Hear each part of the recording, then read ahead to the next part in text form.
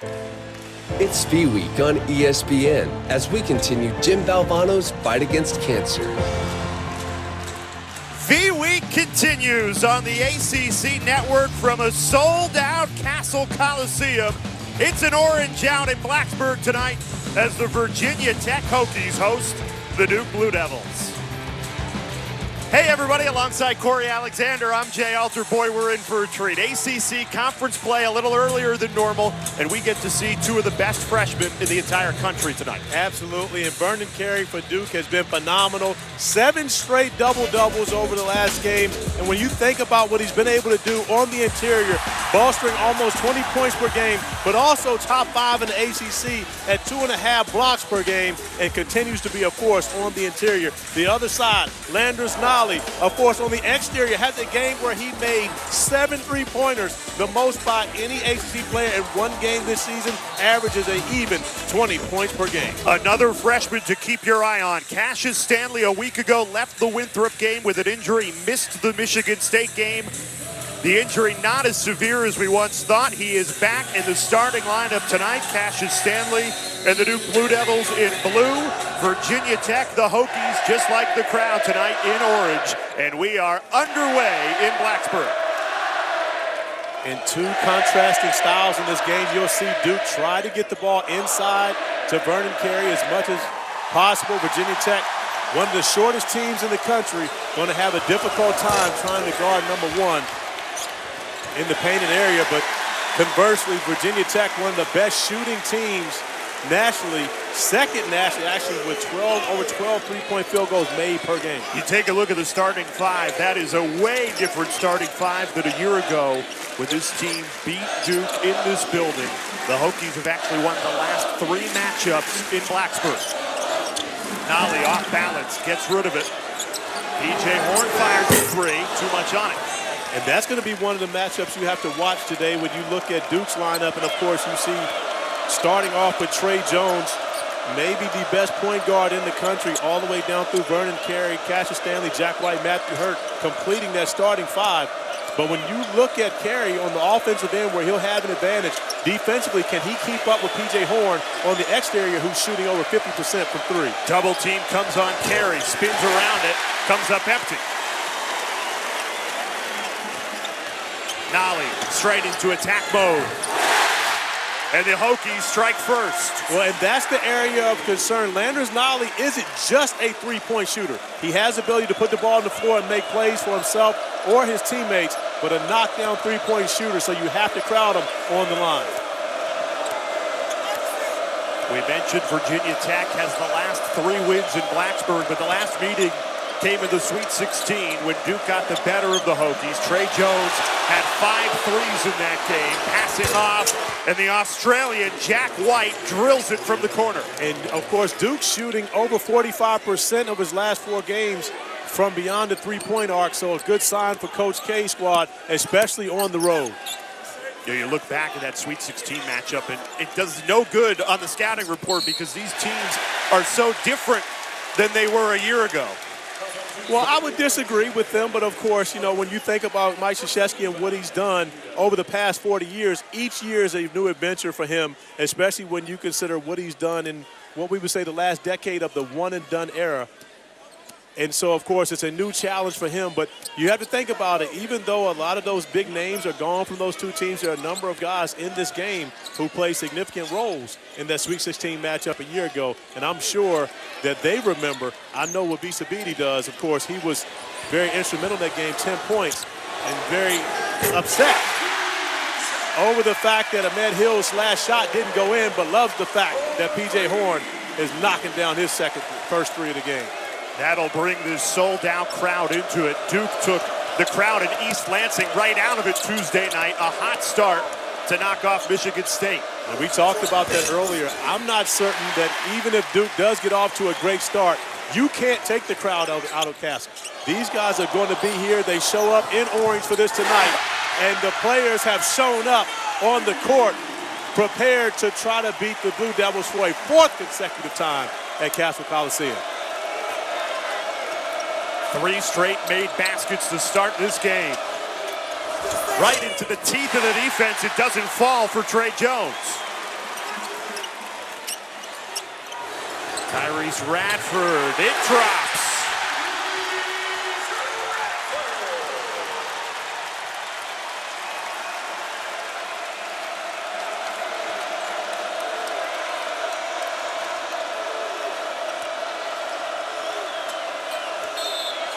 And a travel. What a start for Mike Young in year one, both in this game and just overall. This team was picked to finish 14th, second to last in the ACC, and he has got this team and this crowd believing in what he has brought to Blacksburg. Well, he was able to do that, honestly, with a huge win in Maui at the Maui Gym Invitational over number 3 ranked Michigan State at the time. Of course, they have been a great three-point shooting team, as his teams at Wofford were, but he gives his team the ultimate green light and confidence, and because of that, they have approached this game playing with tremendous confidence, and off of a week of preparation, they were definitely prepared for the Blue Devils coming into their home. What a start. Virginia Tech shooting 5 of 5 from the floor to start this one. Inside to Baker. Spinning, hustling his way. It doesn't drop. And you would think the advantage for points in the paint would be for Duke, especially with their size, but it's been all about the Hokies thus far. As Horn misses on that 3, but they have found their way to the basket and had success. Their first missed opportunity for P.J. Horn. DeLaurier coming off his best performance of the season against Michigan State, and that's a much-needed basket for the Blue Devils. It is. We talked to Coach K pregame, and he talked about how well Javin DeLaurier played against Michigan State, and that we would see him early.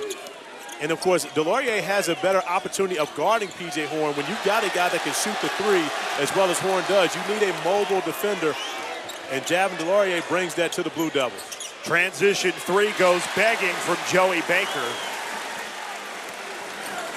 First turnover caused by Duke tonight. They've been highly effective in that department to start the year. And this is where Virginia Tech has to take advantage of matchups. When you have a bigger, stronger team, that normally means they're going to be slower. And Wabisa Bede taking advantage of his matchup, blowing by a defender for an easy layup. Matthew Hurt buries a corner 3. Number 10 freshman coming into the year, according to our ESPN 100. May not get the attention that a Vernon Carey Jr. does, but he's got a part to play on this Duke team. And right now, Jay, we're almost 2 minutes past what would have been the media timeout, but this pace not slowing down. Both these teams still getting after it, and of course, the Hokies aren't going to slow down the entire game. Great feed, Landers Nolly picking out Tyrese Radford. Virginia Tech ready to take the roof off.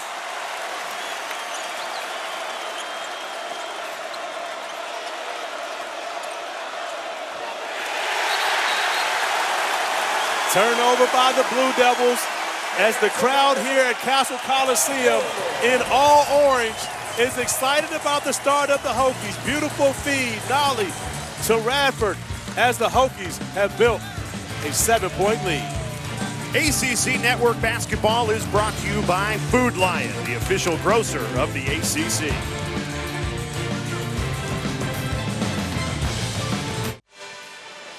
Virginia Tech has won the last 3 meetings here in Blacksburg, but the last time these two met, it ended in heartbreaking fashion for the Hokies. Last March of the Sweet 16, the Ahmed Hill miss at the buzzer sent Duke on to the Elite Eight, and Hokies fans have dwelled on that shot all offseason for another bite at Duke tonight. And you see Wabisa Bede, of course, disappointed in the fact that that shot did not go down for his guy, Ahmed Hill. But that's how close Virginia Tech was a year ago of knocking off Duke for the second time, what would have been the second time that year, but even more significant in the Sweet 16.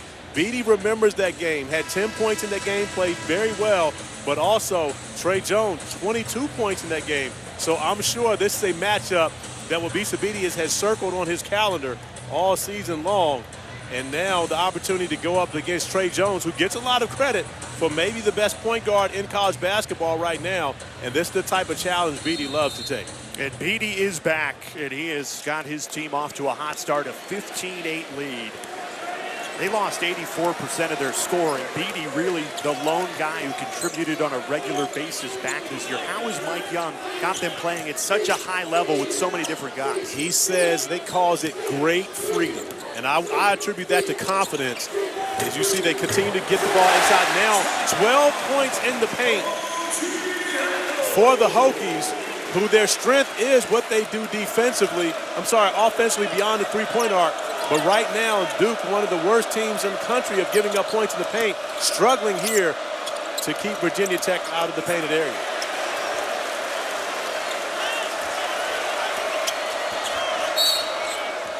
Foul called. We mentioned what Virginia Tech lost. You look at it, 84% points, 74% minutes, and yet you would look at the way they've started this season and started this game, and you would never know it. Well, you wouldn't know it because Mike Young gives this team the ultimate level of confidence. He simply says, if you've got to look, you let it go. And when you play for a coach that gives you that level of confidence, you have to feel good about yourself and about your team. Well, Duke coming into this building with a lot of confidence after what they did on Tuesday night against Michigan State. Trey Jones steps into a three. It's off the mark. But they have not picked up where they left off here in Blacksburg. Beatty. A three. It's good! Isaiah Wilkins drills it. But you see no hesitation whatsoever from the Hokies in this game. When they get a look, they let it go, and that comes directly from the encouragement of their head coach as Jordan Goldwire knocks down the three to settle the crowd temporarily. An immediate answer from the junior Goldwire.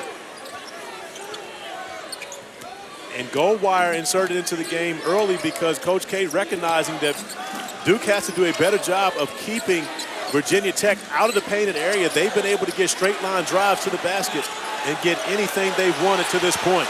Vernon Carey Jr. had Couture trapped in the corner. Only 2 seconds on the shot clock. Wilkins heaves it up. Almost went down.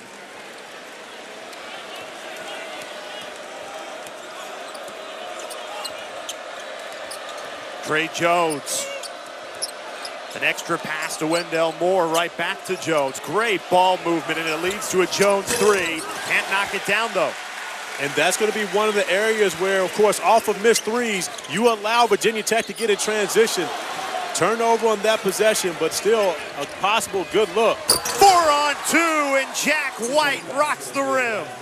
And that's one area where Duke turns defense into offense as well as anyone nationally, especially when you can get the ball in the hands of Trey Jones, who pushes the tempo better than anyone. What a fun start here in Blacksburg. These two teams trading punches. And Beatty, Wabisa Beatty, it's his time to throw one. Jay, I think you believe me at this point when you say Wabisa Beatty was looking forward to this matchup. Oh, yeah. He has come out focused, not only with the scoring, but distributing as well. A triple team coming in on Vernon Carey Jr. They have been relentless guarding the big man. Right into him. Another double team comes. He muscled his way through it. It'll head to the foul line when we come back. Second team foul against Virginia Tech. And there's an official timeout on the floor. Wabisa Beatty taking the matchup personally. Trey Jones got the better of it in the NCAA tournament a year ago. BC on some get back right now. The Hokies rolling here at the Cassell.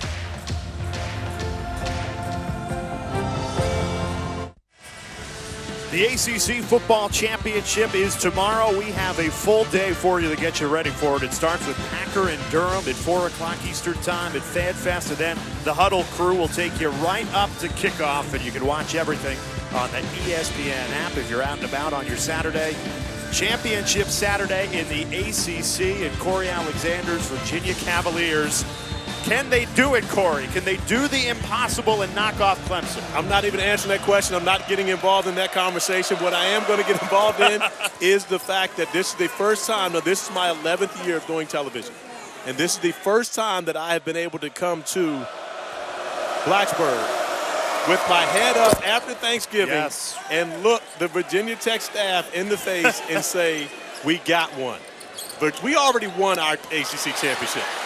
That was beating Virginia Tech finally after a streak of 15 losses. That's an ACC championship enough for me. Off the steal, Vernon Carey Jr., his first points of the game in perfect position for the putback. And that's one of the areas where Mike Young talked about he was concerned about being able to keep Duke off the offensive glass. When you consider Carey as well as Javin DeLaurier, the athleticism and the size, and to be able to keep those guys off the glass was going to be a challenge in this game. Poked away from Nolly by Jack White. We saw Duke really go to the full court pressure there for the first time. That's something that Coach K is confident in this year's team, that when he calls for it, they can do it. They're really strong defensively. But here's the concern. One, you have to score to be able to set it up. Secondly, you got to make sure you get back in transition, because this Virginia Tech team shoots the three so well that they will let it fly when they catch it in the backcourt. So you got to make sure that you're able to identify who your man is and get back defensively in transition. Carey shooting over the double team, comes up empty. It's a 9-2 Blue Devils run. If they settled into this game, it was a hot Hokie start.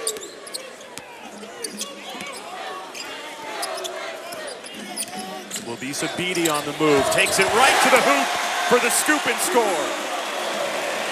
Jay, Virginia Tech scores 47% of their points from beyond the three-point line. You would never know it right now, the way they are attacking the paint.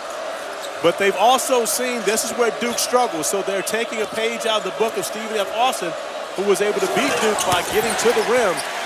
And their guards right now are getting straight line drives, getting downhill, and getting buckets because of it. Now they can make threes too. This one's off the mark from Nolly, though. He came into the game shooting it better than 50% from deep.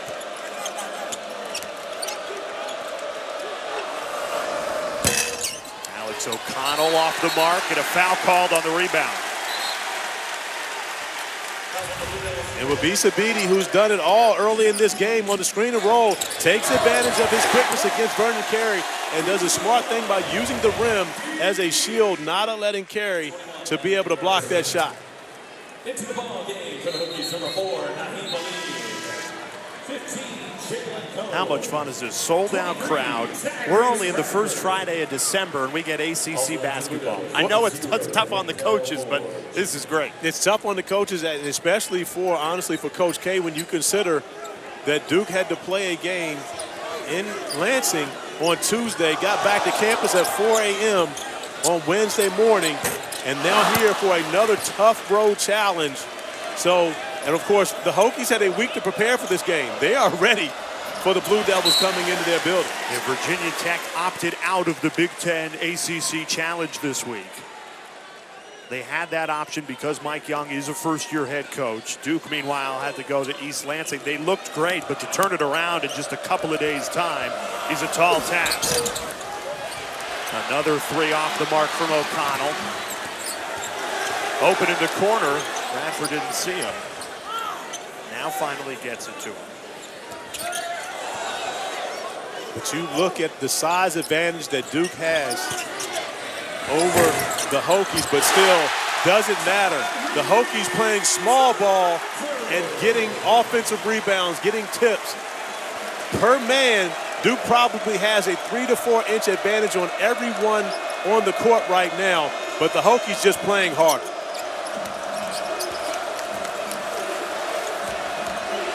Hurt for a three. It's good. And Duke goes back with it 6. These two have almost swapped roles. It's Virginia Tech getting points in the paint, and the Blue Devils really relying on the 3 in this game. But by Duke relying on the 3, that is leaving out Vernon Carey, and they need for him to have a big game pretty much any time out to be successful. And I'm not sure if Duke is going to beat Virginia Tech by shooting threes and allowing Virginia Tech to have straight line drives to the rim. Tyrese Radford muscling his way in, can't come up with a hoop. Radford at only 6'1". He is playing a lot taller than that tonight.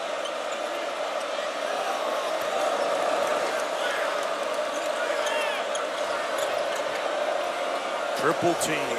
Someone's open. Wendell Moore trying to take advantage. Wide open three for Goldwire, and he knocks it down. Jordan Goldwire knocking down his second three-pointer on the evening. Much improved shooter from a year ago, which allows Coach K to trust him, leave him on the floor more often, especially to be able to give Trey Jones a break, which he doesn't get many of. Isaiah Wilkins looking for an immediate answer. Another offensive rebound from Virginia Tech. Wilkins hard to the hole, didn't have the angle, and it was stuffed by Delorier underneath. Well, that's one of the areas of the strength for Duke. They lead the nation in shot block, but they can't allow themselves to give up transition buckets this easy. And you see, getting out in the break, 4 orange jerseys across half court, only 2 blue. And right now, you can tell the Blue Devils running in mud a little bit in this game. And the Hokies continue to keep their foot on the gas pedal. A kind bounce from Alex O'Connell. That's his first basket of the game. Both teams with 4 subs at the scorer's table, ready to come in at the next break in action. And both coaches recognizing the pace of this game is really taking a toll on their teams.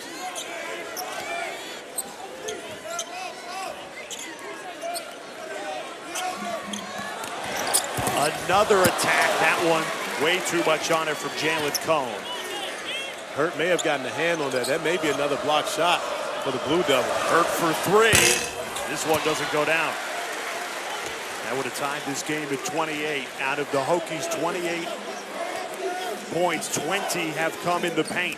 We told you it was going to be a 3-point shooting, let it fly night, but the Hokies have flipped the script. Into the paint again. And they come up with another basket from Tyrese Radford. He's been really active in this game, and Coach K says, give me a timeout. Rarely do you see teams come out where everyone plays with this type of confidence, but the Hokies have been able to do it defensively. Defense leading the offense, sharing the basketball to build the 5-point lead.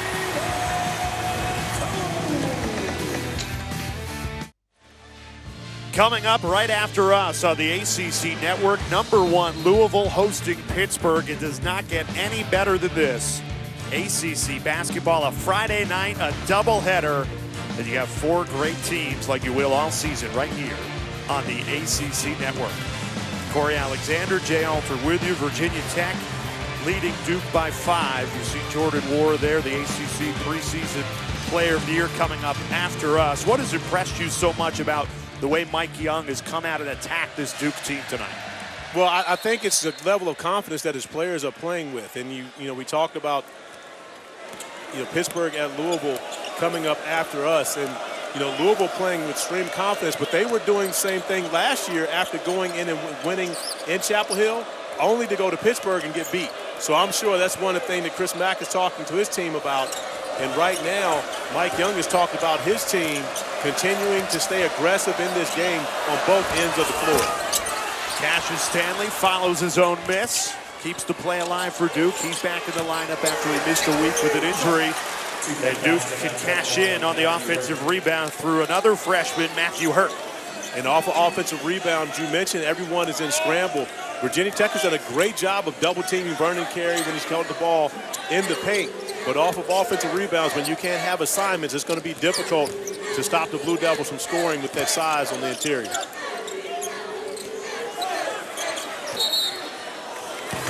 Foul called on the inside, wave off the basket. We'll step aside. The Hokies leading by 3. We've got a great one here in Blacksburg.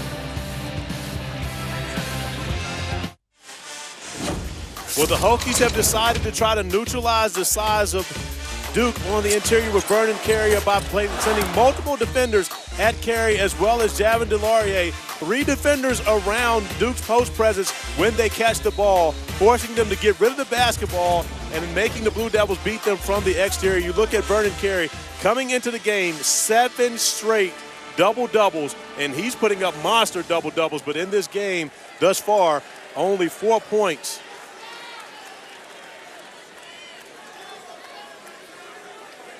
And you look at Virginia Tech.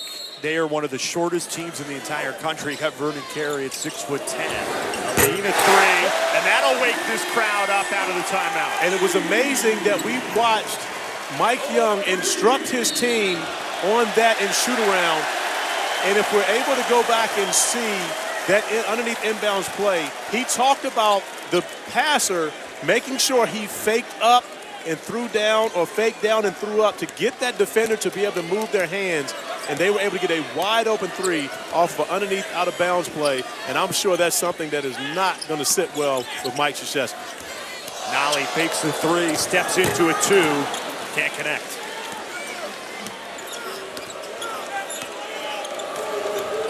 Trey Jones still looking for his points in the game. That rattles in and doesn't fall. Battle for the board. Virginia Tech comes up with it. Beatty pushing the pace. Takes it himself. Great patience by Beatty. Leads to a three. That's one of those plays where you almost have to make it because Wabisa Beatty made such a great play, keeping his dribble alive and being patient in the paint. That time the double team couldn't come quick enough, and Vernon Carey catches him. And that's the benefit of the big guy being able to run the floor and seal, because you can't allow defenders to be able to load up on you. Vernon Carey does a great job posting in the middle of the paint. Hard to double team when you catch the ball in the middle of the floor. B.J. Horn, only at 6'6", has the assignment of Carey tonight. Landers Nolly right back at it. And I like the way Landers Nolly has played in this game. He hasn't come out and forced shots and thought about the fact that he averages 20 points a game. He has to get his. He's played a great team game in helping his team to build the lead. Trey Jones steps into his first basket of the night, and it's a three to pull the Blue Devils back within three. And that's the evolution of Trey Jones. A year ago, if he hadn't been shooting the basketball well, maybe he would have shied away from taking shots, but not that time. Steps up confidently, knocks it down, and then Vernon Carey getting out in the break with the easy one to make this a one-point game. Mike Young does not like what he sees, immediately calls a timeout. Timeout, Mike Young, after the Carey steal and slam. We'll be right back. When opposing defenses make it difficult on you to score, you have to find other ways. Vernon Carey gets down the floor, seals early, and does not allow the double team to get there. And then, of course, coming up defensively with the steal, probably the easiest 2 points he'll have on the day.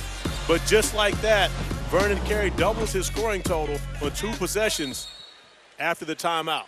And Coach K, because of the made basket, can ramp up that full court pressure. Beatty breaks it comfortably. But this is what's dangerous when you press Virginia Tech. You've got to be able to match up with those shooters. Dodging a bullet right there. P.J. Horn misses the three, but still got a great look.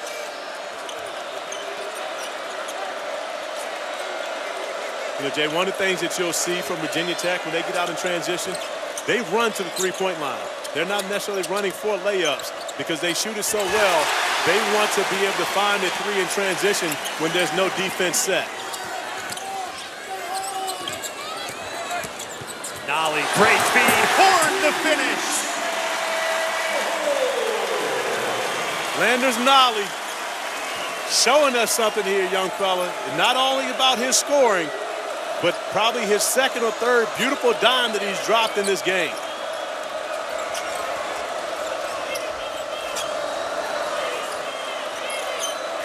Jones fires the three, can't connect. Nolly thought about taking it coast to coast, and he did, and he was fouled on his way to the rim. Sunday, the best game of the ACC season to date. It's North Carolina and Virginia, 4 Eastern, 3 Central, right here on the ACC Network and the ESPN app. That's forecasting, because we got a good one here so far. You say that's the best game. We got a great one right now inside the Cassell. As we look at both Virginia and North Carolina coming off of lopsided losses, both teams trying to rebound on Sunday. And not going to be easy for either team, especially if they're unable to make shots the way they did on Wednesday in the Big Ten ACC Challenge. But I can tell you right now, both these teams and coaches looking forward to getting back on the court and having a bounce-back performance. Duke is not trailed at halftime all season. Right now trailing by 4, under 50 seconds left until the break.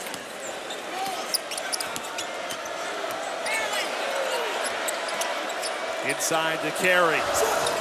Turns, faces, and scores. It's that easy sometimes. Well, I mean, it was a smart play by Vernon Carey and just going quick. And again, it's not as though there's someone close to his size. So he can just jump over top of smaller defenders, get to that right shoulder, left-hand jump hook, and get an easy bucket, showing off great touch on that possession. Shot clock down to 7. P.J. Horn fires a 3. It's good! Trey Jones quickly the other way to end the half. Floater. It drops. Oh, how appropriate we end on that sequence. It has been a great first half between these two teams. Great action both ways. We felt like P.J. Horn would be a problem for Vernon Carey trying to guard on the perimeter. Great execution by the Hokies to get the look at the end. Trey Jones not settling, getting back down the easy bucket to make it a 3-point game at the half.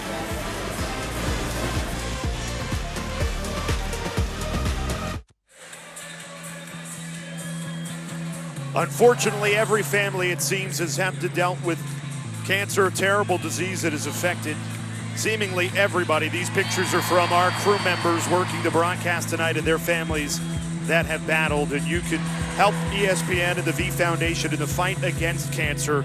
Visit v.org/donate. That's v.org/donate. All donations benefit the V Foundation for Cancer Research. And Mike Krzyzewski, Duke head coach, and Dick Vitale, they sat down to talk about their experience with the V Foundation and Jim Valvano. We need your help. And then as we get towards the end, you know, that's where it's going to pick up. We are starting the Jimmy V Foundation for Cancer Research. Okay, I'm ready. Dear Victory, we once had a very dear friend. His name was Jimmy Valvano, and he was obsessed with you. He loved you, Victory. This was a man who lived to win. As a basketball coach, he won. It drove us nuts because he was our competitor before he was our friend. That was Jimmy. You had to love him.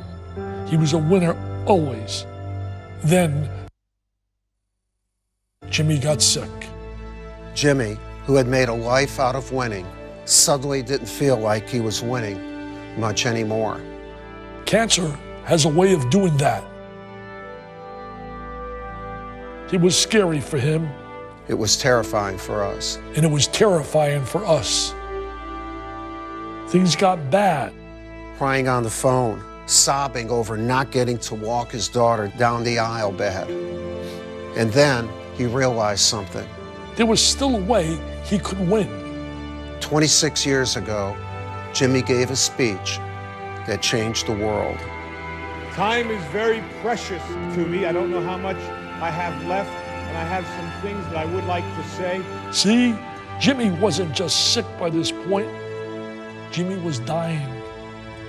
I flew up with him from North Carolina, and on that plane, his wife, Pam, was holding this big gold bag. That was Jimmy's vomit bag. He filled it on that flight many times over. We didn't think he'd be able to get on stage. We thought we'd bring him up the mic, have him say thank you, and be done with it. He told us plain and clear, get me on that stage. Get me on that stage. What I would like to be able to do is to spend whatever time I have left and to give maybe some hope to others. The V Foundation will go on to become Jimmy's greatest win. The foundation has awarded over $225 million for cancer research. That speech started it all. It was his final, most important victory. Jimmy died 6 weeks after giving that speech. See, Jimmy understood something about you, Victory. He realized that in life, the game is never over. There is no final buzzer. You never have to lose. You keep fighting, and you inspire people. And then once you're gone, they keep the fight going. You just have to remember his words. Don't give up. Don't ever give up. Don't give up. Don't ever give up. Respectfully yours, Mike and Dick.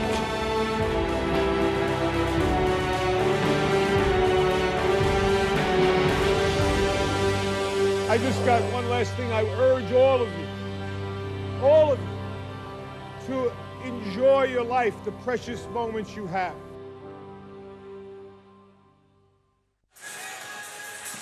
What a great first half of basketball here on the ACC Network. Hokies led by as much as 12, but it's only a 3-point lead at the half, 41-38.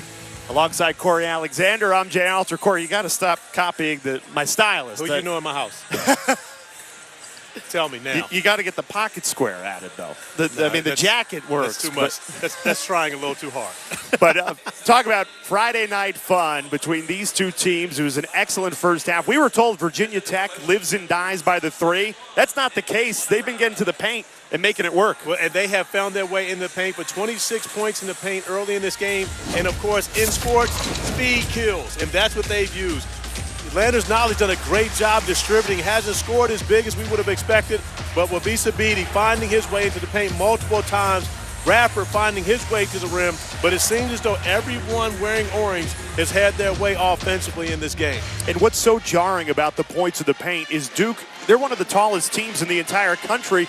Virginia Tech, one of the shortest, and yet it's been the Hokies dominating inside. Well, and they really haven't, but they've done it by being able to win their individual matchup. Beating Duke off the dribble, that's something that has been a problem for the Blue Devils all season, but something that's been a benefit for the Blue Devils all year long has been Vernon Carey Jr., who early in the game struggled against the double and triple teams that he saw from Virginia Tech's defense, oftentimes off the mark, but settled in eventually, was able to find his way to get a couple of baskets to go, then getting the steal, getting out in transition, and just like that, Vernon Carey put together another double-figure half, 10 points for him going into the break and building some momentum. For the second half, what on the stat sheet, I guess, needs to improve if you're Duke to come into this building and get another road win this week? Well, one thing you were definitely not expecting was for Duke to be out-rebounded by Virginia Tech. We talked about the size. Virginia Tech with 20 boards to Duke's 15. I think that's going to be the one thing the Blue Devils are going to have to take care of. Second half action coming your way. ACC Network basketball between Virginia Tech and the Duke Blue Devils. It's V Week on ESPN as we continue Jim Valvano's fight against cancer. V-Week continues in Cassell Coliseum. Virginia Tech holding a 3-point lead over the Duke Blue Devils. He's Corey Alexander. I'm Jay Alter. What impressed you most about the Hokies' first half? Well, I just love the way Landers Nolly passed the basketball. Again, you know, he comes into the game averaging 20 points per game, but he's not forcing any offense. He's trying to get his teammates involved. 3 assists for him in this one. Still 7 points, but only 5 field goal attempts. He's not playing like, hey, I'm playing against Duke on national TV, and I've got to do my thing. He's playing like he wants to win this game. And Cassius Stanley, he's the number 2 on the Duke Blue Devils. Nolly, the number 2 for Virginia Tech. He got hurt a week ago. People thought he could be out for maybe a month. He comes back into the starting lineup in that first half, but 0 points, only played 7 minutes, and he starts the second half on the bench. But this is only the second day of basketball activity for Cassius Stanley. Of course, he went out last Friday and hasn't done much of anything since. So, you know, it's hard to be able to develop a rhythm and be able to participate in a game like this without a rhythm. But I can tell you right now, Wabisa Beatty is in a rhythm, distributing, scoring. He's doing it all for the Hokies here tonight. Finds P.J. Horn to open the scoring in the second half. Hokies led by as much as 12 in that first half. Duke clawed back, gold wire at 3. It's off the mark, battle for the board. And guess who's there at 6 foot, every inch of him, Wabisa Beatty. Turnover, Trey Jones picks it out. Looking for Vernon Carey Jr.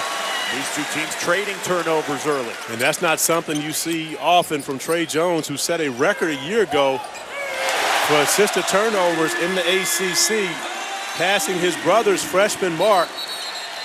And that turnover leading to another bucket for the Hokies.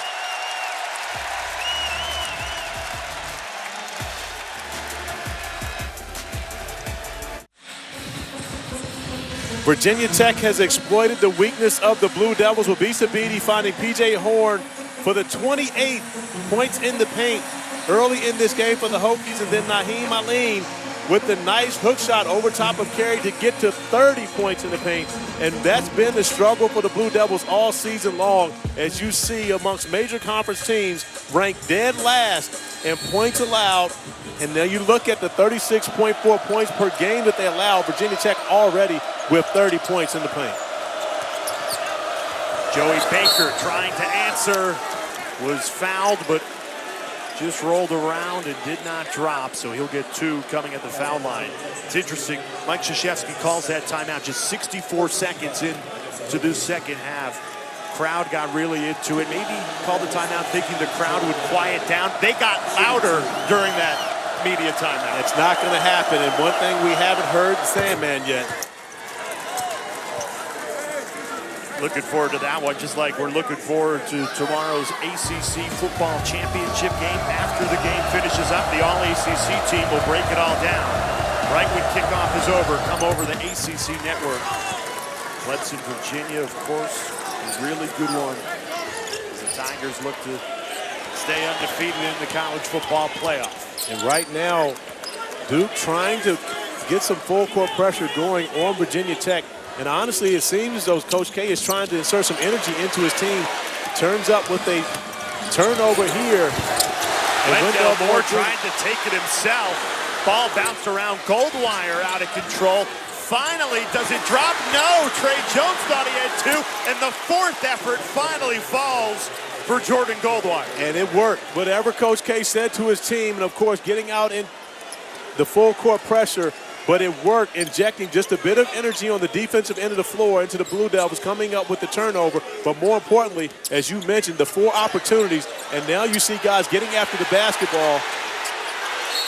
The defensive effort has really ratcheted up in this second half. It really has, and of course, when you get 4 opportunities to score, you got to take your chances that you're going to come away with points. And not only do you get 3 offensive rebounds, it's the 3 smallest guys in the Duke lineup picking those up. You're talking about your point, well, 2 your point guards, and then your shooting guard getting in the mix and coming up with offensive boards to put 2 points on the board and make this a 1-possession game.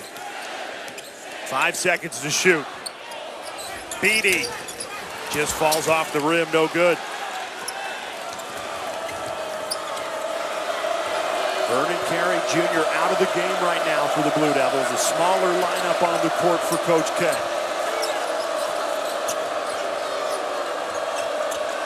This is Joey Baker. He's been quiet tonight. Takes it into the lane, puts it up off balanced. No good. And a foul called on Baker after the rebound. Well, a small lineup for the Blue Devils in the game right now. You've got, of course, your 2 point guards on the floor alongside Wendell Moore Jr. And then Jack White actually at the 5 position. So Coach K trying to match down to the size of Virginia Tech. And that's not something you see often, but Virginia Tech has imposed its will in this game, forcing Coach K to have to try to match up with their speed. This seems to be more of a defensive lineup. Well, I wouldn't necessarily say that, as we lose a shoe at midcourt. Led to a Beatty 3 that goes begging. Somehow the shoe got back on Couture's foot. Well, it's not all the way on right now. If I would try to drive him, because he didn't have the shoe on all the way, as Trey Jones, and that's not a runner, by the way. I'm sorry, not a floater. That's called a runner. You know, I hate floaters, but I like what Trey just did right there. That's called a runner. It's different. You shoot it with a jump shot form, not leaving it up to chance. Duke pulls within 1, a 6-0 run after the Mike Krzyzewski timeout. Ball poked in the air by Wendell Moore. There was a foul called. Some pushing and shoving after the whistle. Really not pushing and shoving, but after the whistle, as I believe P.J. Horn goes in to try to shoot the basketball, or is that Wilkins? Joey Baker coming over, and I can tell you that used to be an old Charles Oakley trick. Once the whistle blew, you can't get a foul. Now, of course, the officials can go look at it and basically determine a technical foul need be, but once the whistle blew, a foul was called out on the floor. If you went in and tried to shoot, Charles Oakley would lay you out. And again, he couldn't get a foul for it, and I like the fact that the officials made no call on this one, just separated everyone and got them back to playing basketball.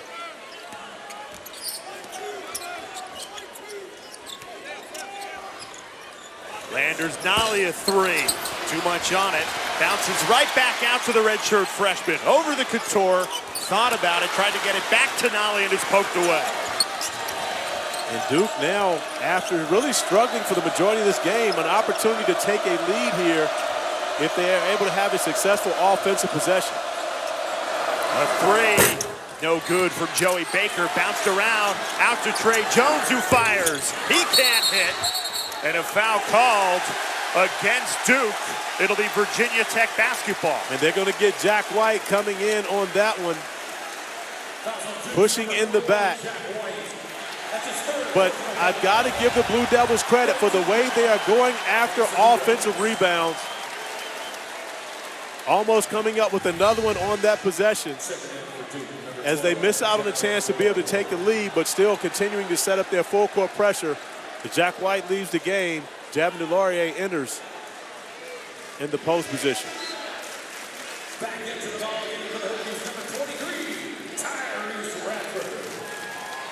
Duke's last lead of this game was when it was 3-2.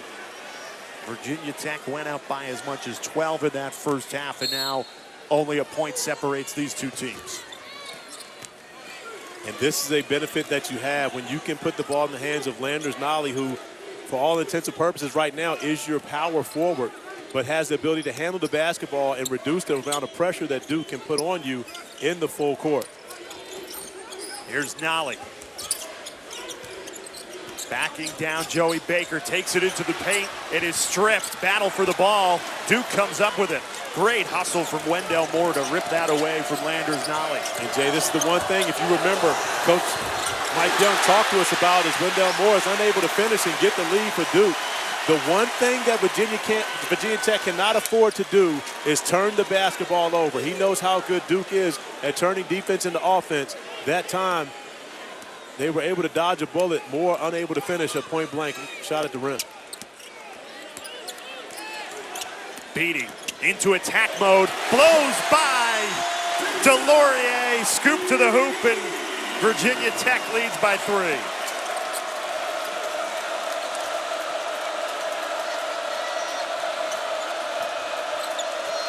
Trey Jones, great dish. DeLaurier, there's your answer. Beautiful feed by Trey Jones, and we're talking about two of the best point guards as far as passing the basketball. Both Trey Jones and Wabisa Beatty averaging over 7 assists per game. And right now, a great point guard battle between the two of these guys making plays.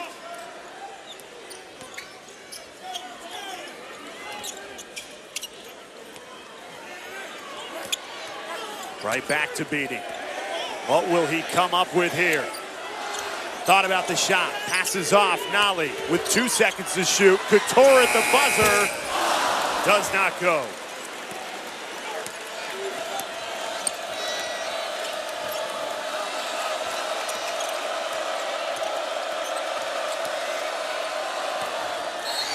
That's booted out of bounds. Virginia Tech clinging to this 1-point lead. Wabisa Beatty has done a tremendous job recognizing when he has a mismatch. Javin DeLaurier, great defender, but not fast enough to stop Beatty from getting another buck.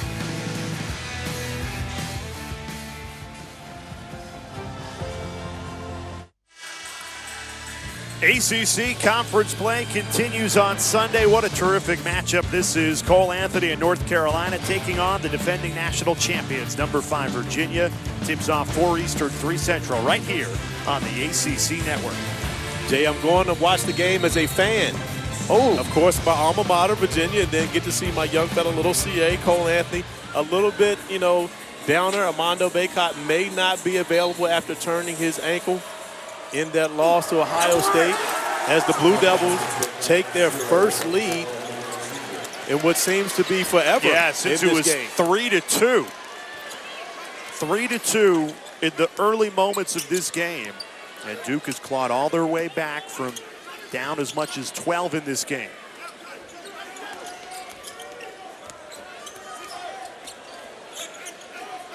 Here's Wabisa Beatty. Looks at the shot clock. 8 seconds on it. Takes it himself all the way to the rack. Throws it up. Off the mark. Open 3. Rolls around, does not fall for Alex O'Connell. And a great look for O'Connell, just unable to finish it. And Alex O'Connell, we talked about that Sweet 16 game a year ago. Alex O'Connell actually played 35 minutes in that game because Cam Reddish was unable to play for Duke, but only scored 4 points. I'm sure that was a game that O'Connell thought about over the summer where he needed to get better.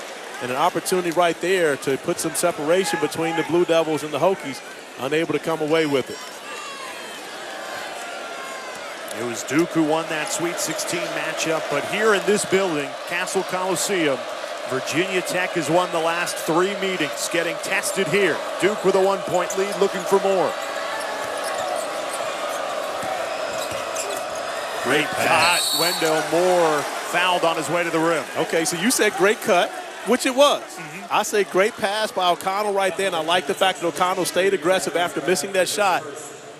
Trying to make a play, drives to the rim, but you're 100% correct. Beautiful cut by Moore to get to the free throw line and try to extend this Duke lead. And right now, it's really been a different game. Very little Vernon Carey in this second half. And it seems to be that Coach K has simply said, this game may not be for you. Well, here comes the freshman checking in after the first made foul shot. He's been on the bench since the 19-minute mark. And since then, the Blue Devils, and you have to think about the first 2 possessions for Virginia Tech offensively were 2 easy buckets, points in the paint.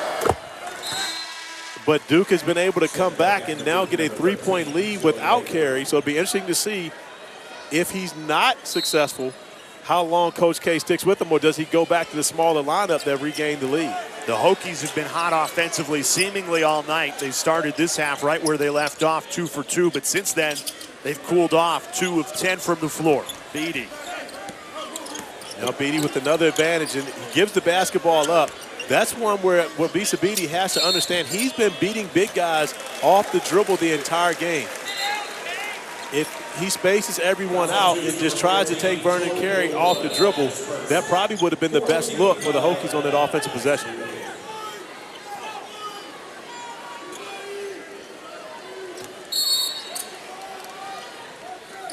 Landers Nolly. Passing off, here's Tyrese Radford, puts it up and in. I'm completely shocked at the way Virginia Tech has been able to run up points in the paint in this game over the larger Blue Devil squad. Well, we were told this Hokies team lives and dies by the 3, but today it's been the points of the paint, although a triple here off the mark from P.J. Horn. Trailing 3, O'Connell steps into it, can't knock it down, kept alive, but turned over by Goldwire. How much fun is this on a Friday night? Mike Young getting put to the test in year 1, trailing the Blue Devils by 1. After 30 years at Wofford, 17 as a head coach, 13 as an assistant, Mike Young took his dream job, grew up just 10 miles from here in Radford. His first memories of watching basketball, being a young kid in this very building, Cassell Coliseum, with his father, Bob, who is in attendance tonight at 85 years old. Bob was a middle school principal, teacher and principal in Radford, grew up saying, if you love college basketball, you got to go watch the Hokies. And now Bob back watching his son Mike lead this Virginia Tech program. You know, so here's my thing with that. Of course, here at ESPN, ACC Network, we have the best graphics guys. We've got the best of everything. Whoever did this graphic, okay, it says that Radford is approximately 20 minutes from here. Do they not know the speed limit on 81 not if South you're driving. Is 70 miles per hour now? How does that take you 20 minutes to get 10 miles when you've got a 70-mile-per-hour speed limit? You have no answer for me? It doesn't. No, okay, I was just checking. All right, just making sure. P.J. Horn buries a 3 to fire the Virginia Tech Hokies back in front. And that's that matchup that Mike Young talked about wanting to exploit all game long. With Vernon Carey in the game, he did not feel as though Duke could cover P.J. Horn, who came into the game shooting over 53% from the three-point arc. And you see off of the screen and roll, Bisa Beatty does a tremendous job once again finding Horn, knocking down the three, and regaining the lead. Regaining the lead for the Hokies. Vernon Carey Jr., 2 at the line. He's really improved his foul shooting. 9 of 12 from the free throw line against Michigan State. That was his best performance from the foul line so far this season. He's still only at 60%. He ties it at 52 after knocking both down. But you see right now, Coach K going to go with some offensive, defensive substitutions, bringing in Jack White, who was much better equipped to be able to cover P.J. Horn in that screen and roll action and be able to get out to the three. At some point, Duke may have to consider actually switching, where Wabisa Bede has been able to take advantage of bigger players guarding them, but that was one of the things that the small lineup of Duke was able to take out and be able to neutralize. Landers Nolly on the drive. Double team comes, passes off, and it's a turnover.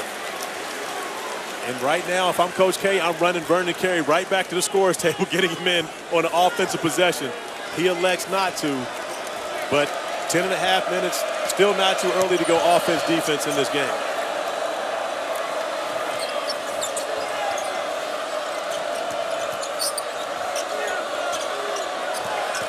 Moore right into the teeth of the Virginia Tech defense, passes out. The hesitation, Jones steps into it and knocks it down. I love it. Trey Jones getting to the mid-range. All you youngins, yes, you. You analytics guys talk about the mid-range is dead. I do not believe it. I am a believer in the mid-range, and Trey Jones is as well, as he gets the lead back for the Blue Devils by knocking down the mid-range jumper. Under 10 minutes to go. This has been a heavyweight fight. These two teams going punch for punch. And Naheem Ali heads to the foul line. And of course, not sure if Jack White double dribbled on that one, but a great pump fake by Trey Jones to get to the elbow and knock down the mid-range jumper.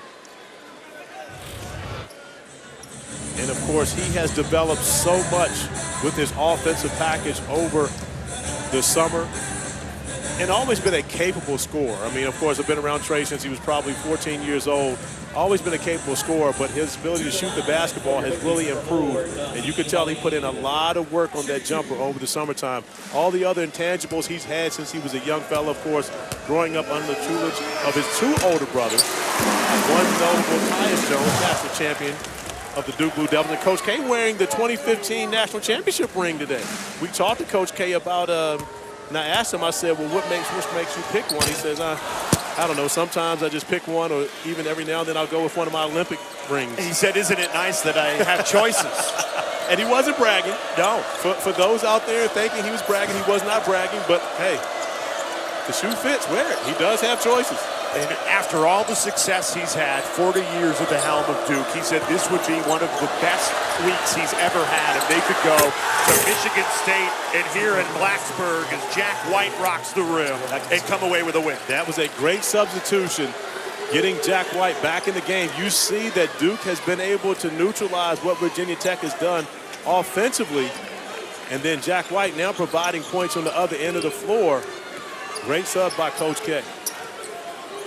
It's kind of hard to compliment a guy, you know, who's been doing this 45 years, 40 of them at Duke, and has pretty much every possible coaching record known to man. There's the mid-range game again. The point guards trading punches. Wabisa Bede that time knocking it down. I love Wabisa Bede's game this season for Virginia Tech. Of course, he was a role player the previous 2 years, but he has really taken over as the floor general, the leader of this bunch. And here, in probably the biggest game of this year thus far, he is putting on a show.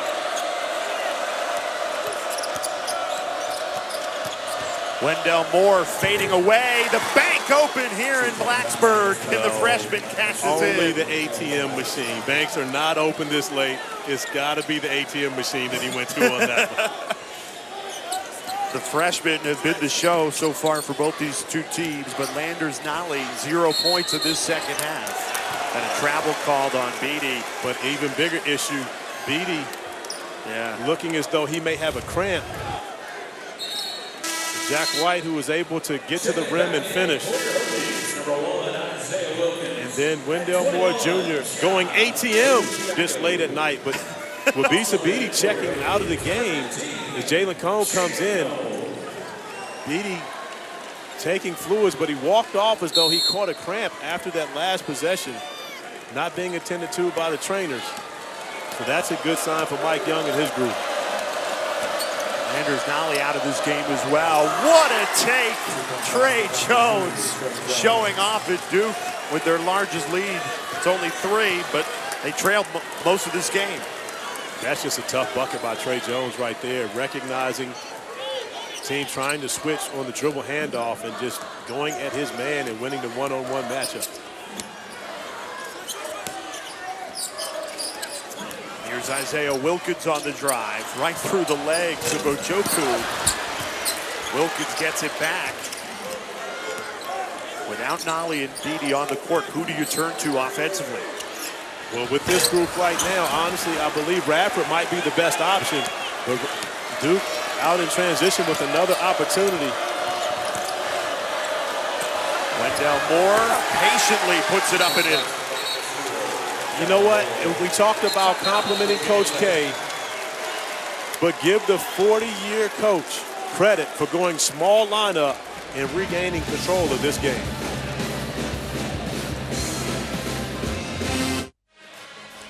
We talked about the advantage Virginia Tech had early in this game and points in the paint. Well, the Blue Devils have neutralized that, only a 34-32 advantage now, points in the paint, because the Blue Devils have found their way to the rim and been able to finish.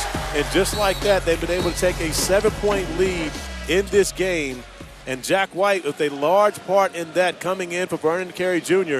and making plays on both ends of the floor to help the Blue Devils. It's a 6-0 run for the Blue Devils, largest lead of the game. They trailed much of this game, the entire first half. How do the Hokies punch back now? Well, right now they're playing against almost like-sized players, so the matchups are the same, which is giving the Blue Devils an opportunity to be able to switch defensively as well as guard each guy man-to-man. And so now Bisa Beatty's not able to find those matchups that he was finding earlier in the game, but the Blue Devils and Jack White come up with another block shot. We mentioned earlier they lead the country coming into the game with 71 shots blocked, and they continue to add to their total in this game. Landers Nolly still without any points in the second half. Trey Jones in traffic. That's no good.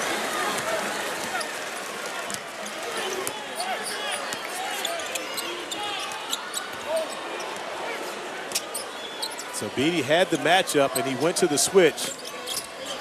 And Jack White has done a very good job sliding his feet and guarding his man, whether it be the point guard, the 4, the 5, whatever it had to be in this game. 5 seconds to shoot. And a foul called on Joey Baker, reached in on Hunter Couture. And that was a great defensive possession for the Blue Devils until Joey Baker fouled with only 4 seconds remaining on the shot clock. And just like that, you'll see Alex O'Connell coming in for Joey Baker on this possession, which honestly makes Duke better defensively. O'Connell able to slide his feet a little better. Coach K talked to us about the fact that he's a deceptive athlete. And Vernon Carey Jr.'s been on the Duke bench for much of the second half. What a turn, scoop to the hoop with Bisa Beatty. And that's just a great individual play by Beatty, as Trey Jones was looking for the screen coming. The nice spin move and finish by Beatty. No help at the rim for the Blue Devils.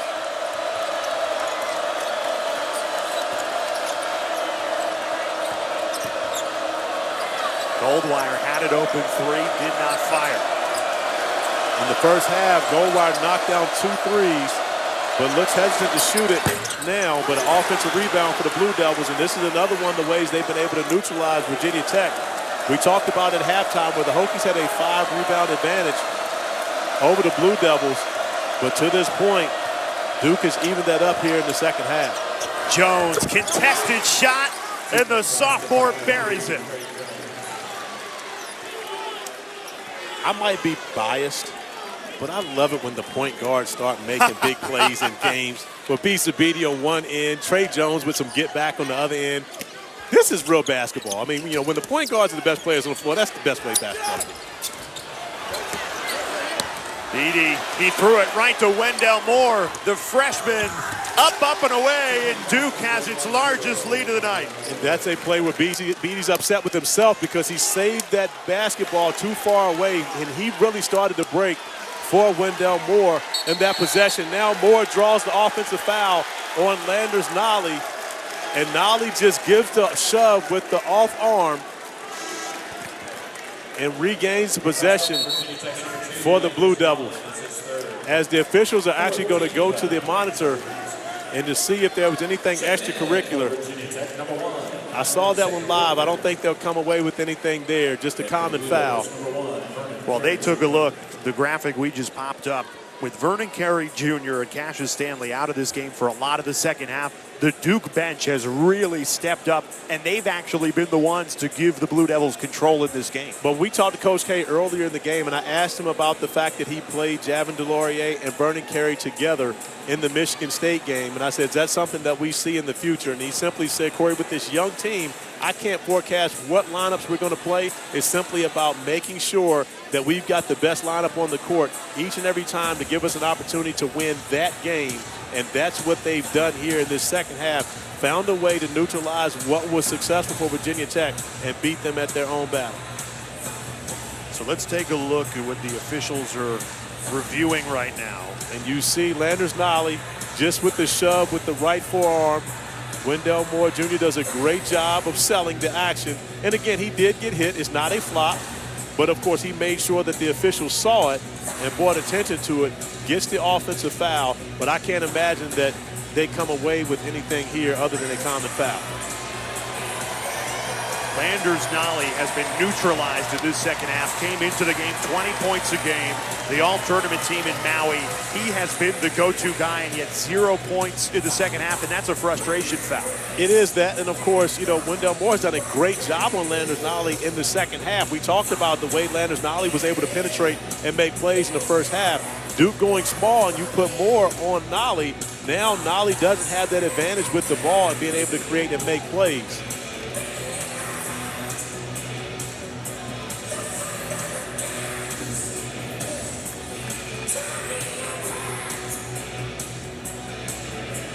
There's honestly more deliberation over this than I thought there would be. I thought it would be quickly coming back.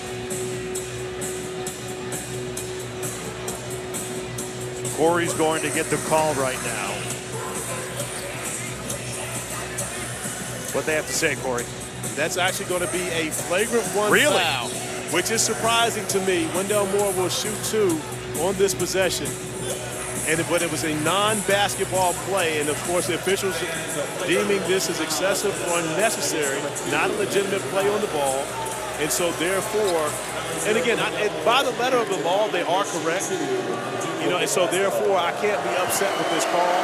It's something that happens constantly while I was playing basketball. As you see it, Nolley, of course, and this is our best angle, does give Moore a pretty good shove on that possession. It was unnecessary. And therefore, it turns out to be 2 points for the Blue Devils on one end of the floor as Nolley takes a seat. But I can tell you right now, back in the Stone Ages when I played college basketball, if that would have happened, they might not even call the foul. They would have turned and looked and gone the other way. Of course, it's a new generation now. I understand the rules, and they're in for player safety.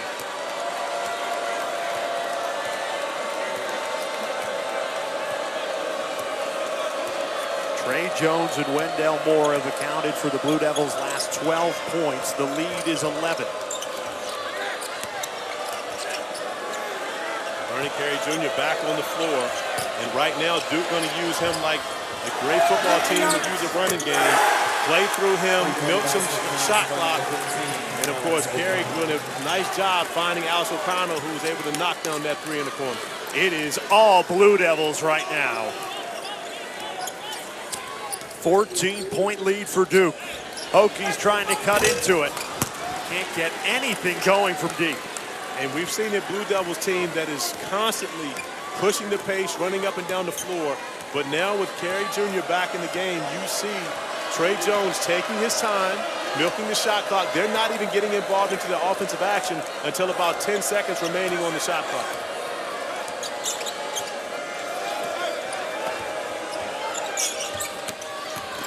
O'Connell made the last three, gets that one to fall too. Alex O'Connell, and it is all Blue Devils in this second half. A 35-16 run since the break. Only 2 made baskets in the last 11-plus minutes for Virginia Tech. Foul called. And we'll step aside. Duke is rolling in Blacksburg right now. Largest lead of the night with under 3 minutes to play. Following our game here in Blacksburg, we will get you to Louisville, Kentucky, the #1 team in the country, taking on Pittsburgh tonight, 9 o'clock on the ACC Network and the ESPN app. Corey Alexander, Jay Alter with you. Corey, this game was tied at 52. These two teams were going back and forth all night. Since then, Duke a 21-5 run. How'd they do it? Well, the change came at the 19-minute mark of the second half when Wabisa Beatty was able to get into the paint, find P.J. Horn for an easy layup. Coach K recognized that what Virginia Tech was doing was exploiting Vernon Carey Jr. with his size in pick-and-roll action. Coach K substitutes. They go 7 minutes with Carey on the bench, and just like that, with a smaller lineup, they were able to regain the lead, and since then they haven't relinquished it, only extended it.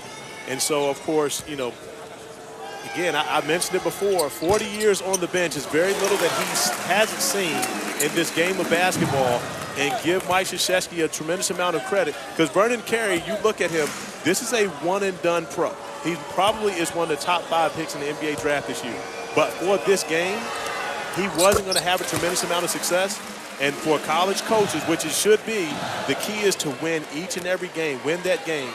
And, of course, they were able and better defensively with Jack White on the floor. Jack White's been a difference maker and part of the reason why the Blue Devils have a 14-point lead. And what a stretch this has been for this Duke team. They go on the road for the first time this season, a true road game, and it comes against Michigan State in East Lansing. They handle Sparty. Then you come into Blacksburg, get punched in the mouth, you're trailing by 12, and the way they have responded has been so impressive. Jones, oh, he's been money all night. Mid-range once again. Howard Pulley's finest. Minnesota's own.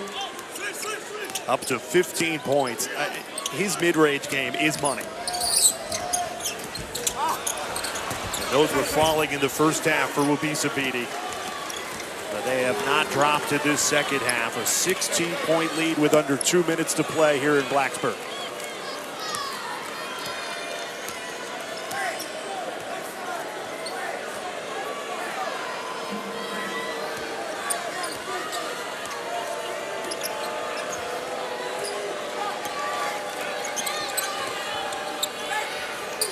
Give and go to Jones, 2 on the timer. That's a turnover.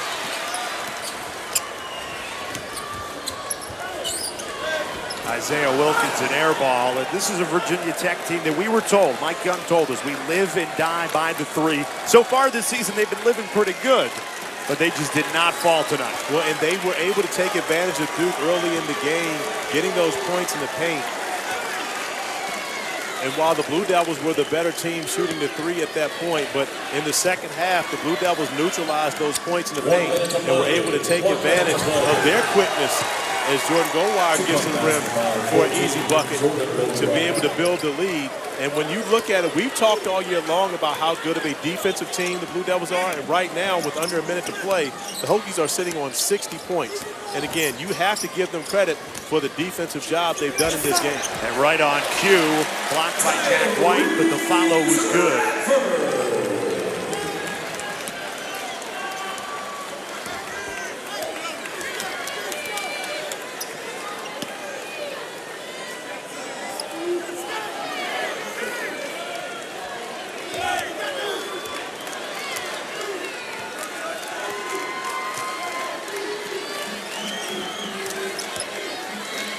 Duke's just going to drain this shot clock to 1.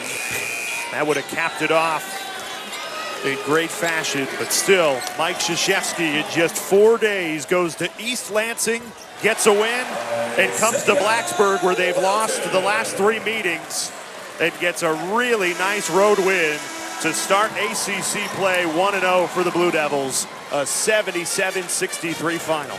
And Coach K talked to us about if they were able to come away with a win here in this building, how this would be one of the most satisfying weeks that he's had as a coach, you know, throughout his entire career. And we talk about all the success that he's had, but he talked about the academic structure which they had going on. Their players were taking tests on the road when they were going up to play Michigan State. Of course, very little rest, getting back at 4 a.m. Wednesday morning, getting to Roanoke yesterday, coming in to play this game, and them able to come away with the win in the fashion in which they did it defensively, holding Virginia Tech to 5 for 20 from beyond the three-point arc. A season low makes and attempts for the Hokies. So a complete defensive effort for Virginia Tech in getting this one done. Virginia Tech led by as much as 12 points in this first half, but a second half surge led by Trey Jones and the Duke Blue Devils gave them what ended up being a really comfortable win here in Blacksburg. And we're joined by the sophomore point guard Trey Jones right now as he's sitting down with Corey Alexander and I. You can put this on. Trey? You coming over here sweating on me, man. So first, Trey, we'll get to the game in a second, but who wore it better? We're both wearing the same jacket here. I did look over during the game and saw that. There's only one right answer here, just so you know. I tell you what. I knew I liked you.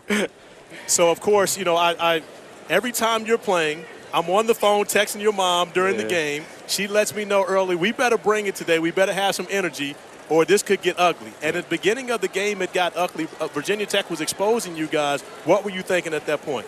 Right. I mean, obviously, it's been a crazy week for us. Semester school is winding down, so we got a lot of work that we're trying to finish up. But we got two road games. Our first one, Michigan State, which was a big one for us, but then opening up ACC here, which is tough. So we knew we had to bring it tonight, but we didn't bring it right away. Little wake-up call right away, but we were doing the things on offense that we wanted to do. It was defensive stops that we weren't getting right away, and we knew we'd be able to pick that up. They just had a lot of energy right away, so we kept wearing them down throughout the game, and at the end we saw that how tired they were and just ran them into the ground. Coach K took that timeout about 64 seconds into that second half. What did he say to you guys? Because you guys really did not look back from that point. Right. Just to wake up. Anyone who saw him over there slamming his clipboard, getting mad at us. So that was a little wake-up call to start the second half. But we definitely turned it around, like you said, from there. We didn't look back. We were able to flip the page, and it was a big win for us on the road tonight. You know, one of the things that he told us pregame was this team follows you. Of course, does that add pressure to you, or is that something that you're just pretty much used to at this point? Right, no pressure at all. I mean, there's no other way you'd want it as a point guard for sure. I mean, usually the team goes how the point guard goes. So as far as being a leader goes and how much coach expects from me, I expect all that for myself as well. So, I mean, those guys believe in me a lot, trust in me a lot, and I give the same belief and trust back to them. So we just keep going, keep working. We have a lot to look forward to. My mom's at home. You want to say anything to her watching? I'll see you soon. Well, Trey Jones, in 4 days, you beat Michigan State, you beat Virginia Tech, both on the road. Congratulations. Thanks for joining us. Thank you, guys. Thank you. Appreciate it. Corey Alexander, Trey Jones, Jay Alter wrapping things up for Blacksburg. A big win. Duke takes it by 14. All right, man. Have a good one. Well, it was a terrific first half for the Orange Out fans here in Blacksburg, but a second half that got away from them. A 77-63 final for Duke, and Corey Alexander, Jay Alter with you.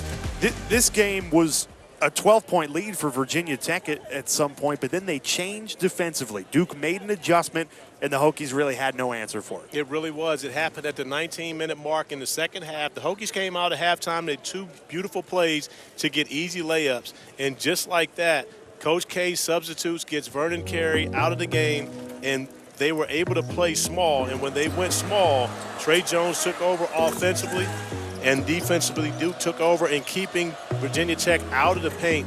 Wendell Moore came up with a number of big shots. Jack White made plays on both ends of the floor, offensively and defensively. and he was really the key sub getting in for Vernon Carey that allowed Duke to play small and finish off this Virginia Tech team. Yeah, and then they put Carey in at the end, as you said, to kind of milk that clock, just kind of take Virginia Tech out of this game towards the end. You see it, what was so good for Virginia Tech in that first half, points of the paint, Duke really limited them in the second half. I got a question for you, Corey. So Cassius Stanley, we didn't think he would be back this quickly, but he does start this game, plays 7 minutes, no points, and then does not return to the second half. So the Blue Devils making a decision. You know what? He's not 100% there, and I don't think we need him to win tonight. Well, and honestly, they had other guys playing better, and Cassius Stanley had been out for really, 6 days. He hadn't done anything basketball related, so now you bring him back into the mix and you put him into this type of environment, which was a tough environment for young players to come into. He just wasn't in rhythm to be able to do it, and they had so many other guys playing better. Wendell Moore Jr. was very good in this game and did a great job on Landris Nolly in the second half defensively, and that was one of the differences in the game. Nolly was playing against a power forward in the first half. He was playing against a shooting guard in the second half, and defensively, that was the change that Coach K made that allowed Duke to come away with a double-digit lead. So Duke right now ranked number 10 in the country, but it was not too long ago that you took off that 0 and that they were the number 1 team in the country. Win at Michigan State, win at Virginia Tech. I know they lost to Stephen F. Austin, but when they are playing at the level they were in the second half, you have to say they are one of, if not the best team. Well, you also have to consider how many of the top 10 teams lost this week. Virginia lost, North Carolina lost. You'll see Duke probably vaulted back into the top 5 when this weekend is over. So in the Blue Devil team, of course, you knew they wouldn't be out of that area long. And that upset probably showed them, where they needed to improve. But, of course, playing against Wofford, Mike Young's old team. On the 19th, they've got Brown, then Boston College at home, and on the road to Miami and Georgia Tech, Wake Forest after that. So when you look at what the Blue Devils have coming up, all winnable games, but we also talked with Coach K about the academic schedule and how much of a part that plays moving forward. Okay, let's switch gears to Virginia Tech. You're the Hokies. You led in this game by 12. If you're Mike Young, still in year 1, a lot of people said this team that was picked next to last to the ACC was ahead of schedule. How can they keep that and move on from this 3-game losing streak? I think they found something tonight, which I'm not sure they knew that they had. I didn't know they had the ability to attack the paint and finish and play the way that they did in the first half. We know they can shoot the 3. So now if you're Mike Young, what you would probably like to do is find that balance between those 2 games and be able to put them together consistently and be able to use your ability to attack the paint to score or to kick out for those 3s because they have so many dangerous shooters on the end. But I really think that Mike Young and his group are in very good shape for where they are right now. Your Friday night does not end here. It continues on the ACC network with Louisville, the number 1 team in the country, and Pittsburgh. Quick thought on that.